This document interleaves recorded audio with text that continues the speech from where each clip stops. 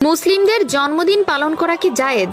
জন্মদিন পালন করলে কি হয়, নাকি এটি পালনের জন্য রয়েছে কোনো হাদিস? এ সম্পর্কে কি বলেছেন আমাদের প্রিয় নবী হযরত মুহাম্মদ সাল্লাল্লাহু আলাইহি ওয়াসাল্লাম? যদি আপনাদের মধ্যে কেউ নিজের সন্তান, বন্ধু বান্ধব কিংবা অন্য কারো জন্মদিন পালন করেন কিংবা সেই অনুষ্ঠানে একজন অতিথি হিসাবে অংশগ্রহণ করেন, তবে সেটা কি আপনার ঈমানের জন্য ঠিক হবে, নাকি এর জন্য আপনাকে পেতে হবে পরপারে কঠিন আযাব? এ সম্পর্কে কতটুকুই বা ধারণা আছে আপনার? আজকে আমরা এই বিষয়টি নিয়েই বিস্তারিত আলোচনা করব।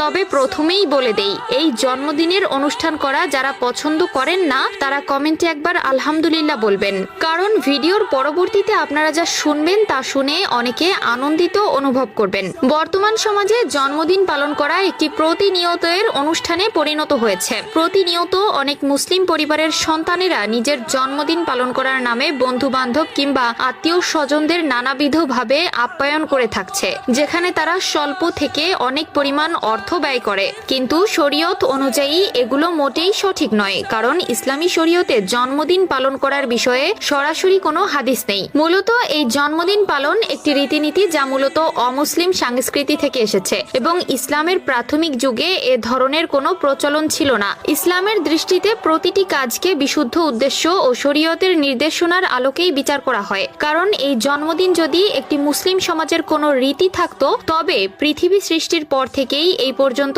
যত নবী রাসূলগণ কিংবা সাহাবী যেদিন জন্মগ্রহণ করেছেন তাদের প্রত্যেকের জন্মদিন পালন করা আমাদের জন্য আবশ্যক হয়ে উঠত। ইসলামের প্রাথমিক যুগে জন্মদিন পালন করার কোনো রীতি ছিল না, এমনকি ছিল না এটি নবী করিম সাল্লাল্লাহু আলাইহি ওয়াসাল্লামের যুগেও। সুতরাং কেউ যদি ইসলামের এই রীতিনীতি উপেক্ষা করে এই অনুষ্ঠান পালন করতে যায়, তবে সেটি বিদআত হিসাবেও গণ্য হতে পারে। কারণ নবী করিম সাল্লাল্লাহু আলাইহি ওয়াসাল্লাম সহিহ বুখারীর 2697 এবং সহিহ মুসলিমের 1718 নম্বর হাদিসে বলেন, যে ব্যক্তি আমাদের ধর্মের মধ্যে এমন কিছু নতুন বিষয় সংযোজন করে যা এর মধ্যে নেই, সে সকল কিছুই প্রত্যাখ্যিত।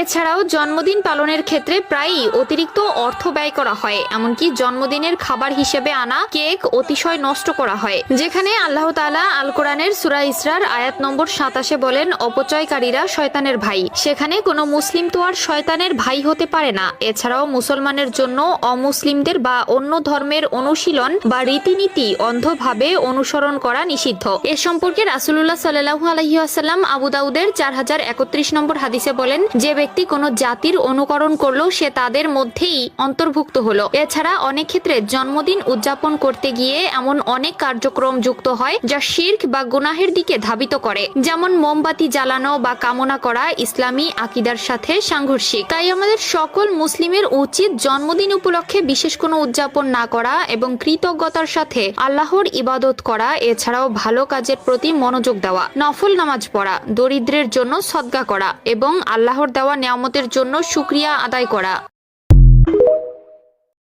মুসলিমদের জন্মদিন পালন করা কি জায়েজ?